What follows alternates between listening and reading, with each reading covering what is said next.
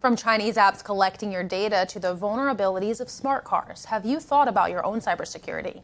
Joining us now to discuss is Tony. He's a cybersecurity expert and founder of Netlock.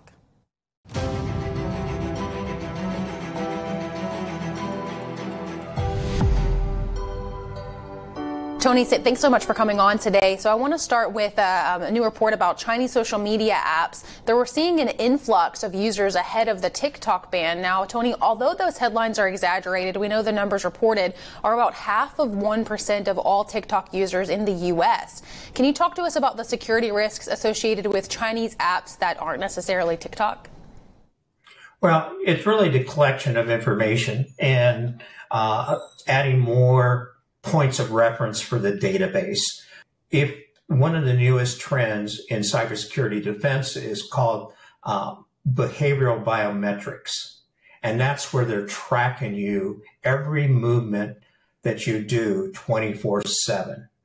And by doing that, they are able to identify that you are actually you.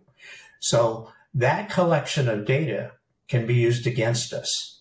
So one of the concerns has been is that TikTok has an enormous database of American users right now. If they go further and use biometric behavioral data to enhance the data collection, that becomes a real security threat because that means they can break into anybody.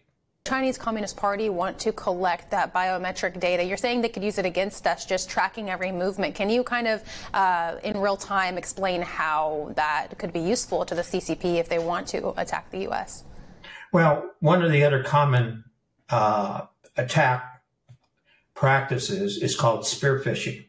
And spear phishing means you focus on certain targets that have valuable information.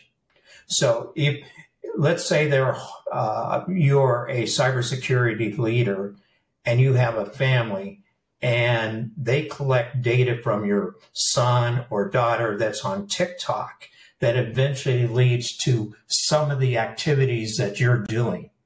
They can take that information and it makes their attack more precise when they go after that type of person. So spear phishing, this extra data really helps spear phishing. Now, with that being said, do you think that the Biden administration's move to ban these vehicles is an effective way to address those risks?